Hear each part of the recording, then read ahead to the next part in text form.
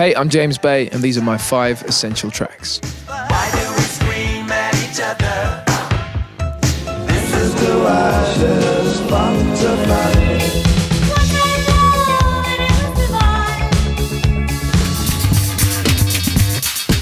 I've never been wrong.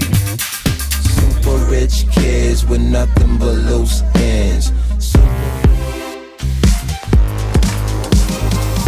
It's kind of a gut reaction thing. I suppose you don't think too long about it. But the songs I've chosen they have inspired me more recently. I think I've known them all for most of my life, but definitely some of them. But they didn't really inspire my first record as much as they've inspired this new music I've made. Yeah, When Doves Cry by Prince is absolutely one of these essential tracks. In there's a brilliant song. If I had an acoustic guitar now and I played you that song, or if anybody played you that song on one instrument, they'd still play you a great song. So that's the key ingredient. Maybe you're just like my mother. She's never satisfied. Why do we scream at each other? This is what it sounds like when doves cry.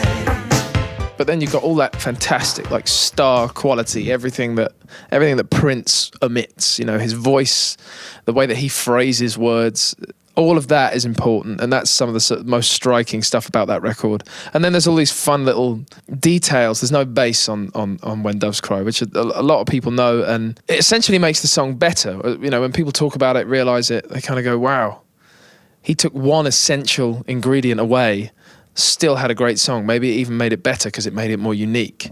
We don't all necessarily know what When Doves Cry sounded like with bass on it, and I'm sure 100 bass players have played their own bass line along to When Doves Cry.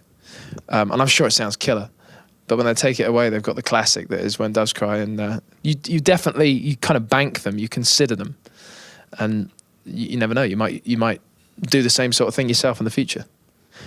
So it's an essential track because it's so unique, but it's such a timeless song at the same time. David Bowie, Ashes to Ashes. David Bowie is maybe even a better example, probably. Some would argue the best example of an evolving artist throughout their career. Some would argue it's what gave him such a long career. Lots of people are frustrated these days because they don't believe they can have as long a career as David Bowie in this day and age. It's just a different landscape. Whether that's the case or not, Ashes to Ashes is a brilliant song. Again, it was one of the tracks that I came later to, and here I am calling it one of my essential tracks.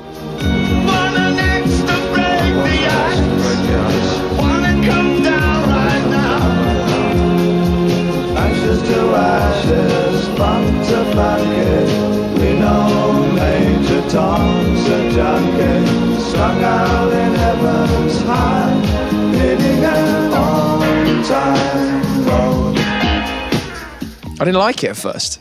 You know, I was a David Bowie fan of Hunky Dory, you know, of Ziggy Stardust and the Spiders from Mars, and of like Young Americans, which are different sounds individually, and they're all different sounds to what Ashes to Ashes is. But it got to me eventually because I gave it time. All David Bowie asked is that he was allowed the time and space to evolve as an artist.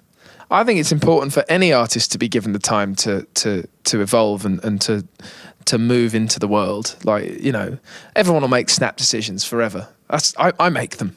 I will always make them. But if we can try and give time as well, and we are all capable of doing more than one thing, you might find that you love stuff more than you initially allowed yourself to. But I suppose I also am a believer in, well, a great song will float. You know, it will. Lots of music can sink to the bottom of the ocean, so to speak, but a great song will float to the surface and you know, reveal itself. Ashes to Ashes is an essential track for so many reasons, but it's also a great reflection of one of my favourite David Bowie quotes. He said, "I don't know what I'm going to do next, but I promise you it won't be boring. I'm going to do what David Bowie told us to do. And I'm going to do what so many other artists, so many other great artists, Prince included, you know, I'm going to do what so many of the rest of these artists have shown us how to do as well, which is to just surprise people and stay relevant, evolve. The David Bowie quote is definitely a quote that it's impossible not to repeat. You know, it's a bit of a mantra. My mantra making this music. Heart of Glass by Blondie it has such a fantastic immediacy. Explodes in, the bass line, you know, the beat, everything. This song has existed for longer than you and I have been alive. But any time I've ever been there when it's come on, if there's anybody else around, people get happy. What a great thing to do with your music.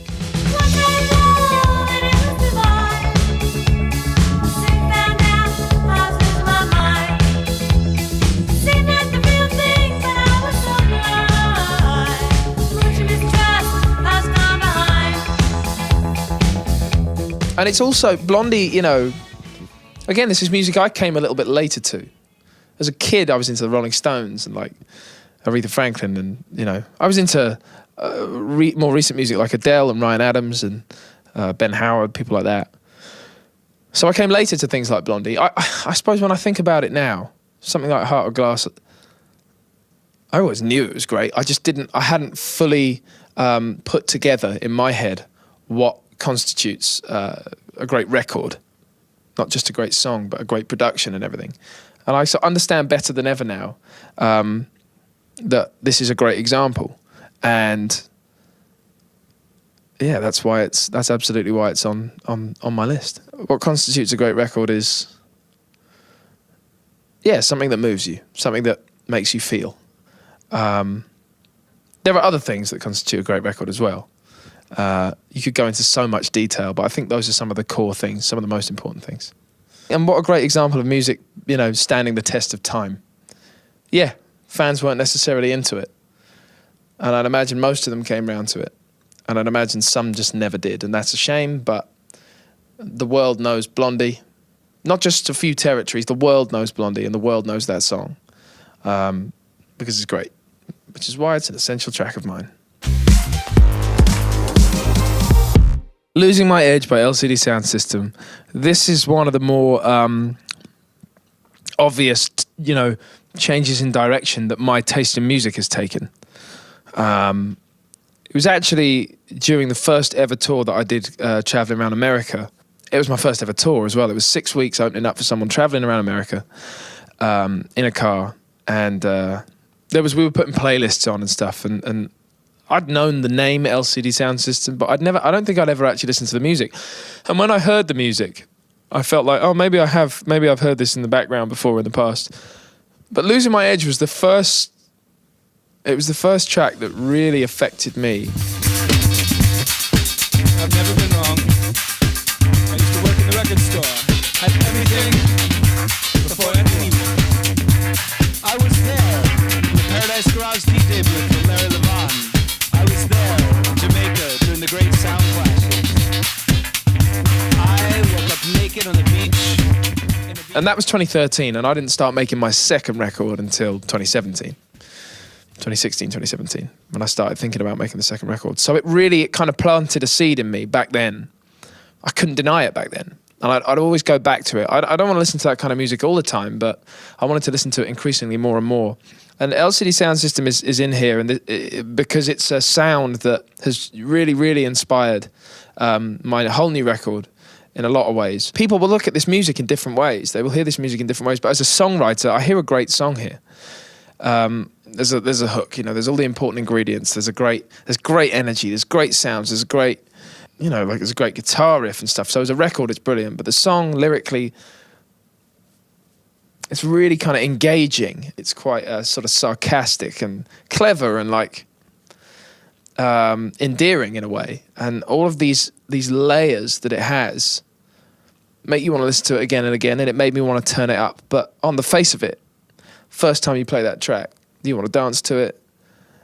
It's got a great atmosphere, great energy. Like, it's undeniable. And it led me into listening to lots and lots more LCD Soundsystem music. But every time Losing My Edge comes on, it makes me smile. And you know, how can it not be an essential track if it does that to you so easily? Super Rich Kids by Frank Ocean is one of my much more recent musical loves. I spent 2017 making this new record. I did go on holiday for 10 days.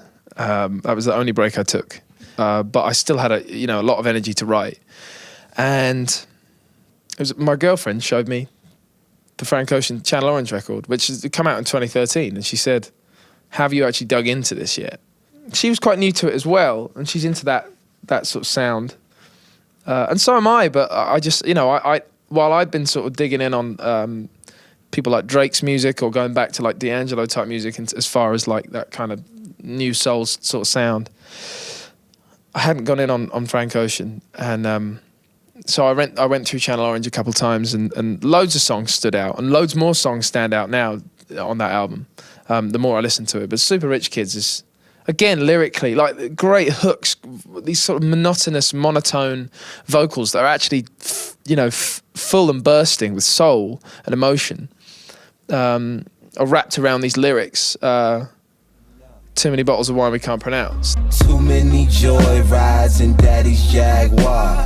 Too many white lies and white lines. Super rich kids with nothing but loose ends. Super rich kids with nothing but fake friends. Real love. It paints this brilliant picture of, very fortunate kids in an incredible, 21st century, very sort of stable upbringing, falling apart because they kind of have too much. And there's a few moments on that album that talk about that, and it just makes you think. And I think that's another thing that a great record needs, that a great song needs, that an essential track would have, is that it's striking, melodically, musically, but lyrically as well. If you listen to Benny and the Jets by Elton John, the piano part, that whole blam, blam, blam, and Frank Ocean's taken a very similar sort of move and just really sort of tightened it up. Because Benny and the Jets is brilliant for its sort of funky kind of looseness. Still quite angular, but Frank Ocean's gone very sort of strict and structured. I do think about techniques like that and take it with me, because music is, songwriting, it's borrowing. It's borrowing from all the things that you've ever heard in little ways or in big ways. And that's okay.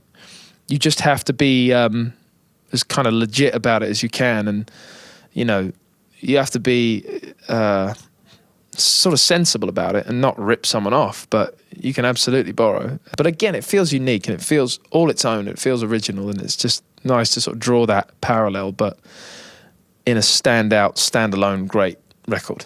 Frank Ocean triggered a lot of the new music I've made. And I watch him, he's much earlier in his career than the other artists in this list. But we see him evolving. He's absolutely doing that. And it's, I think it's never gone away, the desire to evolve and change as an artist. But I hope we see it more, because I think it, in amongst all of the things that go on, by default, we will end up giving artists more time. And I think that's still the most important thing. And if we get excited about how artists are going to evolve, even when we fall in love with them at the beginning or halfway through their career, then we'll be excited about giving them time to evolve. And that will create a way more exciting experience for the artist, and therefore the fan too. I think that because that benefits everybody. So let's make that happen. Hey, if you enjoyed this video, you can subscribe, you can leave a comment, you can go and follow it on Twitter and Instagram and social media. I'll see you there.